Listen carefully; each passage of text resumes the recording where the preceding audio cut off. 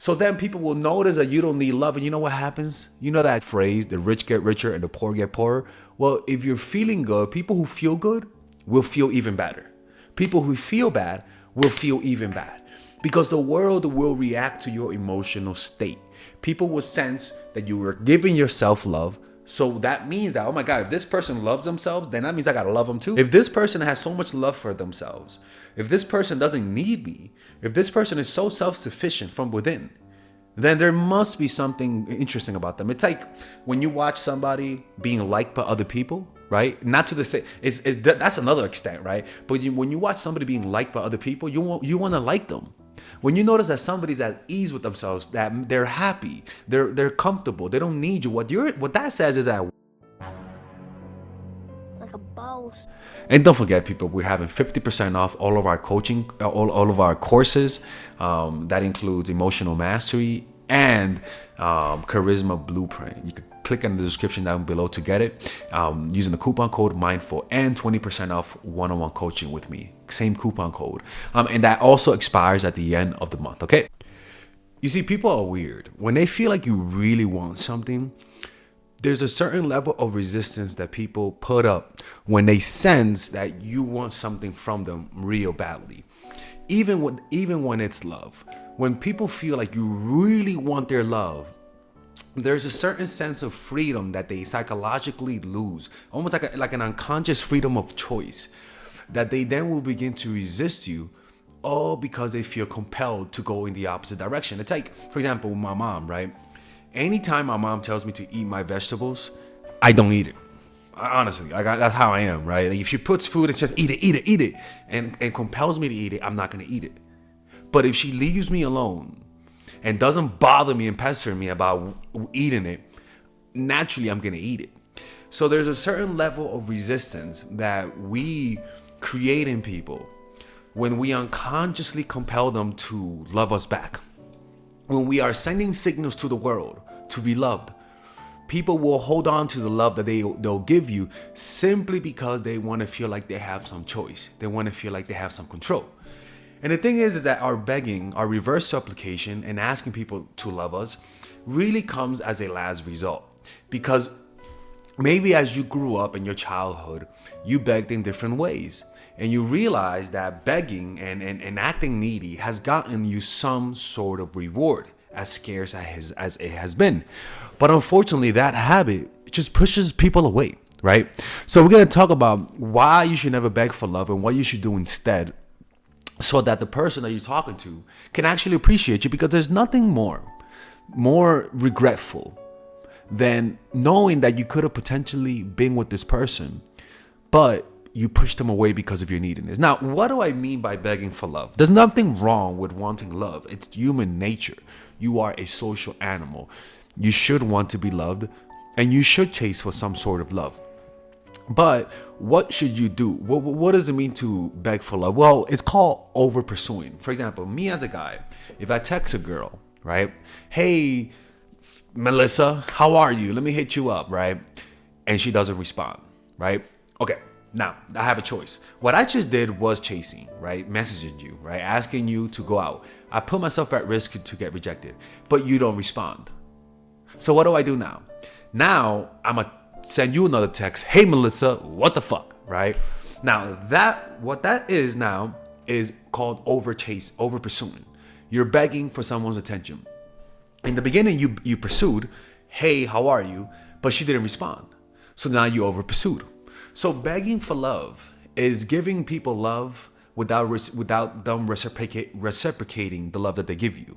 Now, there's no need when you're in a loving relationship to be asked to be seen how much effort they're putting compared to you, right? You shouldn't be analyzing it.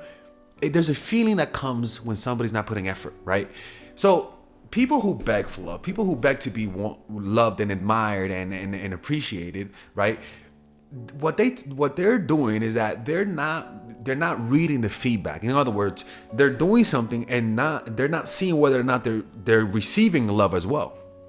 So that causes the person whom they're sending, who they want their attention from, it causes them to see you as weak, and it causes them to resent you. And the reason why that is because one, how low is your self-esteem that you can't read that I don't want what you're giving me?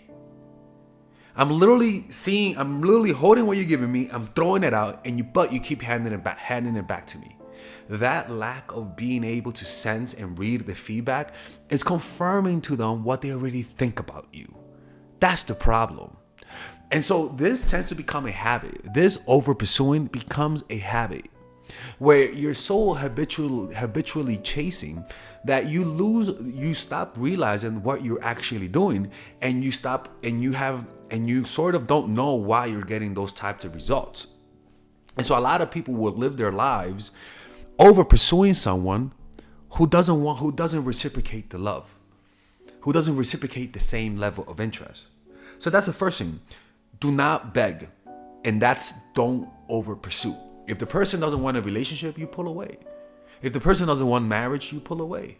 If the girl doesn't want to give you the poom poom, you pull away. Well, you wait a little bit and see what happens, right? But essentially, begging is when you're getting the feedback that I don't want you, but you keep going, right? So there's something called reactants, where individuals have a natural inclination to resist when they feel their freedom or choices are being restricted. Psychological reactance is a theory that suggests people have a natural inclination to resist when they feel their freedom or choices are being restricted.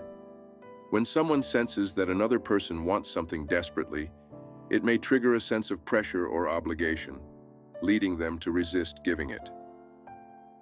This resistance can arise from a desire to maintain one's own autonomy and avoid feeling manipulated or coerced. On the other hand, the principle of reciprocity plays a role in the situation where someone doesn't want something, but others feel compelled to give it to them.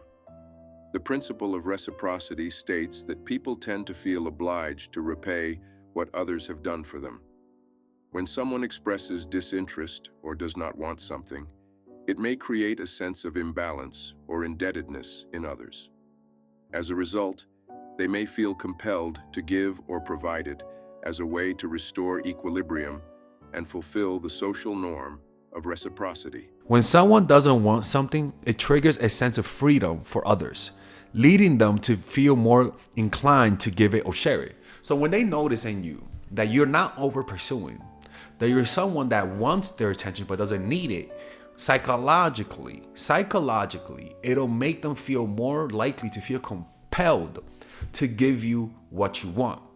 Now, in order for you to not have that reaction of chasing, because most likely, if you're watching this video, most likely you just have a natural reaction to over pursue, to beg at the sight of people not reciprocating the love that you give back. You know what I'm saying? So most likely these are patterns that are deeply ingrained in your neurology. And most likely those patterns were ingrained when you were growing up, because that's where we develop our attachment styles. So how do you reverse this dynamic, right? Because unfortunately for you, you might be asking, what are the tactics to get people to reverse this dynamic? Well, the problem here is not a symptom. It's not just like when you have a cold, you have a cough, you have the fever, you have a runny nose. What you're asking me is, how do I remove the runny nose? You're not asking me, how do I remove the cold? And the real reason, and the cold is equivalent to our emotion, right? And the behavior is equivalent to the symptoms in a cold, right? Just because you fix the nose doesn't mean you remove the problem. So the problem here is an emotional issue, because all of our behavior arises from emotion. Emotion equals motion. Emotion wants the body to move so that it can manifest itself. If the body doesn't react to the emotion dies over time, right? If your mind doesn't react to the emotion dies over time. So what you want to do is find what you want whenever you act, whenever you're begging for love, and that's self-love. Now, what is self-love?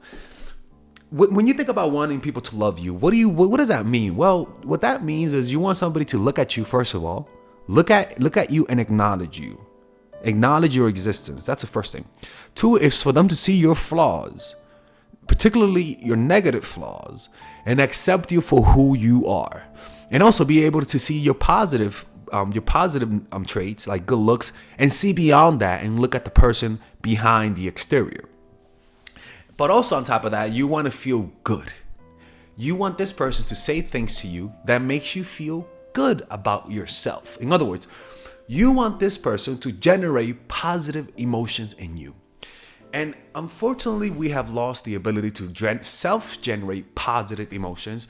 And so as a result, we as social animals rely on others to make us feel good. Individually, we feel weak and isolated. In a group, we feel one and at one with people, and our self-esteem is much higher. We take more risk. We feel more confident. So what you're really asking from people when you asking for love is for them to appreciate you, to want to be around you, to value you above other people, and to make you feel good. If you're able to create that within yourself without them needing you, the clingy behavior of chasing and being needy will automatically stop. It will stop because the reason why a lot of people start chasing for love, and they're so desperate for love that they don't see how people are disrespecting them. It's like a drug dealer, right? You want that crack so much that you deal with the drug dealer being 1 hour or 2 hours late. They'll say, "Hey, I'm around the corner," and it'll take 2 hours for them to come. It's the fucking craziest thing on the planet. How drug dealers have this weird perception of time that's completely different from normal population. All right, what the fuck does Father Alex do crack? No, I don't do crack. But so you give it to yourself. So once you I'm gonna show you how to do it. But once you give yourself this self-love, you will notice that the instinct to over pursue someone who is not giving you what you're giving them is not there as much. Validating oneself through learning to self-generate positive and happy emotions can be an effective way to reduce clingy and attention-seeking behavior. At the root of these behaviors is often a desire to feel better, more secure, and validated by others. By learning to generate positive emotions independently, individuals can fulfill these needs from within, reducing their reliance on external sources for validation. When someone constantly seeks attention and validation from others, it can be a sign that they are seeking external sources of happiness and self-worth. However, relying solely on others for validation can create an unhealthy dependency and put strain on relationships. Learning to self-validate and generate positive emotions can break this cycle and lead to healthier, more fulfilling relationships. By focusing on personal growth and self-care, individuals can develop a stronger sense of self-worth and happiness. This can be achieved through activities such as practicing gratitude, engaging in hobbies and interests, setting and achieving personal goals, and cultivating positive relationships with oneself. When individuals are able to generate positive emotions on their own, they become less reliant on others for validation. This can reduce clingy and attention-seeking behaviors, as they no longer feel the need to constantly seek external affirmation. Instead, they can find fulfillment and happiness from within. It slowly weakens over time. And what will happen is that people will sense whenever you feel good, there's a certain way of behaving, and the way that you look at people, the way that you move, the way that you talk is completely different. And the difference between who you are today, where you're seeking love, seeking attention, seeking validation, versus who you will be, where all of a sudden you learn to feel good on your own. All of a sudden you're sitting and you have that comforting, warm, fuzzy feeling of just existing, which is very similar to the feeling that somebody who loves you gives you. Very, very similar, almost the same, right? You literally learn to enjoy being with yourself, almost like you're like in a relationship with yourself. And you'll learn to self-generate positive emotions. And so what will happen is that will literally change little things in your face. That will literally change little ways that you verbally express yourself, because you're not as tense anymore. Whenever you're self-absorbed and feeling insecure, your body tenses up. So little muscles here, little muscles there become more tense. Little muscles here become more tense. And in isolation, this tense might not be noticeable, but the tension here, tension here, tension here, tension here, the littleness begins to add up to an overall picture of an insecure person. Like the face, the symmetry in the face between an ugly and a good-looking person is so subtle, but those little tiny microscopic difference in angle or protrusion, angulation, and the difference between how much three-dimensionality your face has compared to somebody else, all add up to create a beautiful face or an ugly face. It's the same thing, right? Your overall emotional state literally radiates from within because the self is always coming through. So this self-love hugs you, gives you that confidence, that feeling that a child has whenever that child is with his parents, that child feels more confident. So then people will notice that you don't need love, and you know what happens? You know that phrase, the rich get richer and the poor get poorer? Well, if you're feeling good, people who feel good will feel even better. People who feel bad will feel even bad, because the world will react to your emotional state.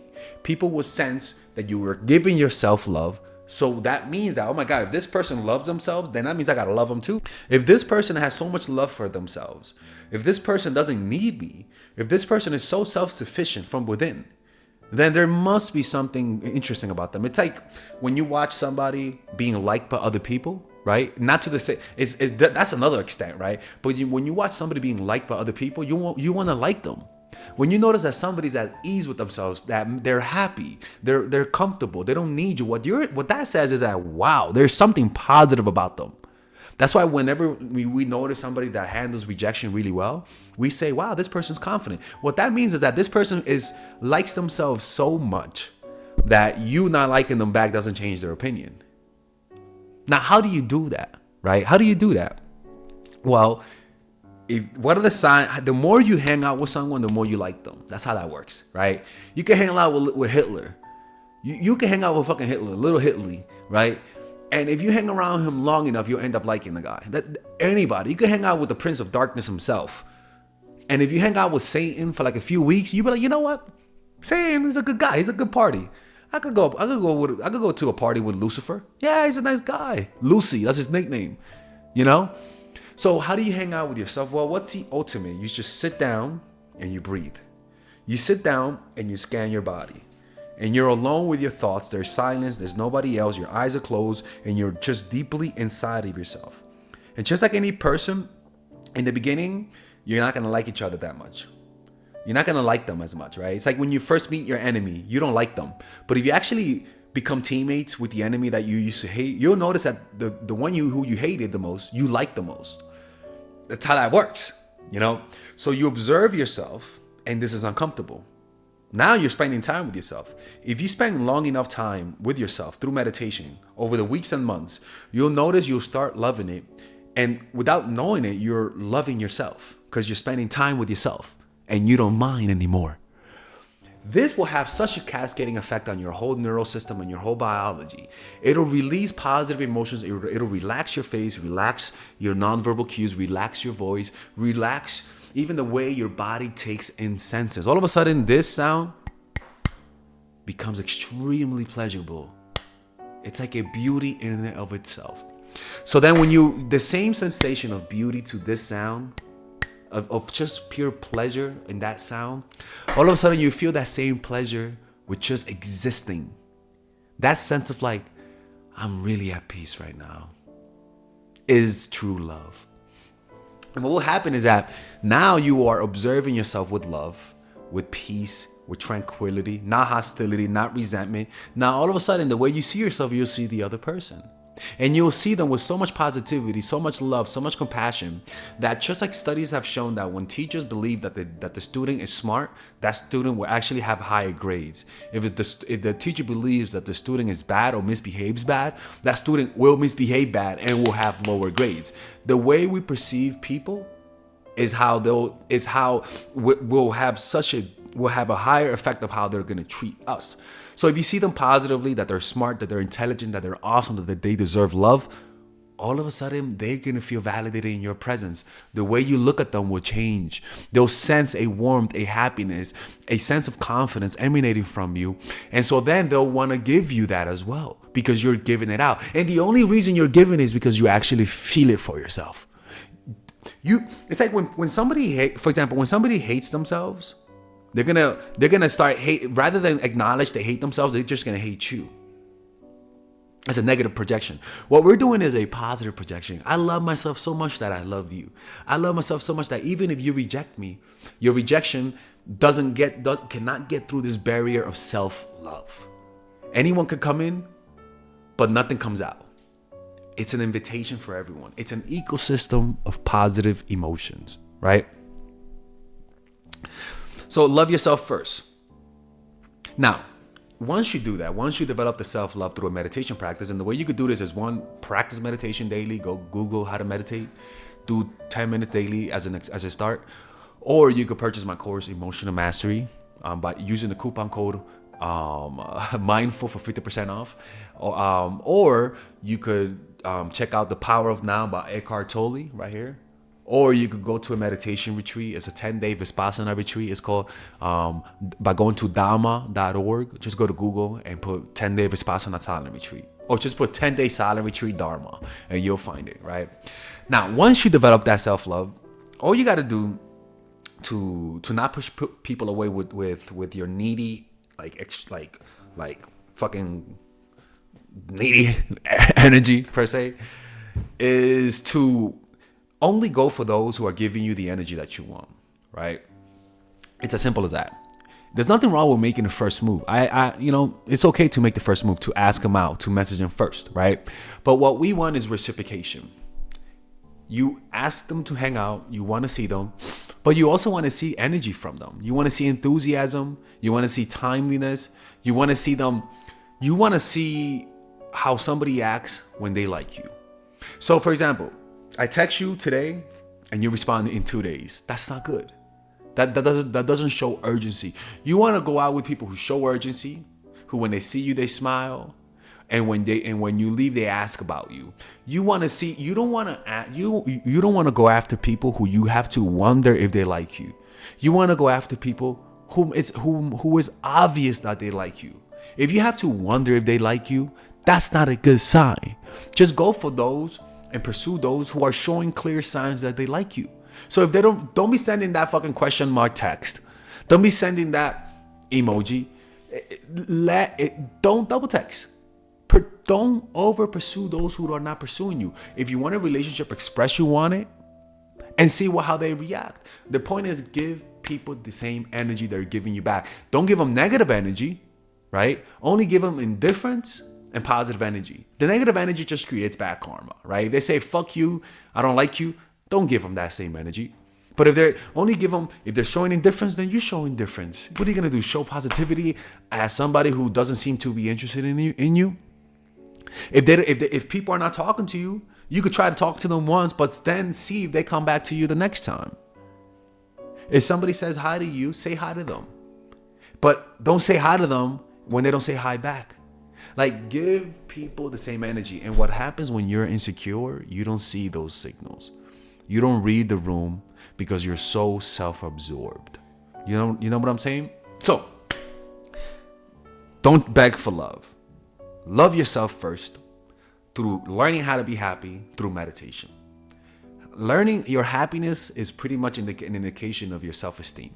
If you're chronically unhappy, you're just going to be chasing people, because a lot of us have learned to feel good at the validation of others. Because it's very easy to feel good. The brain rewards social interactions,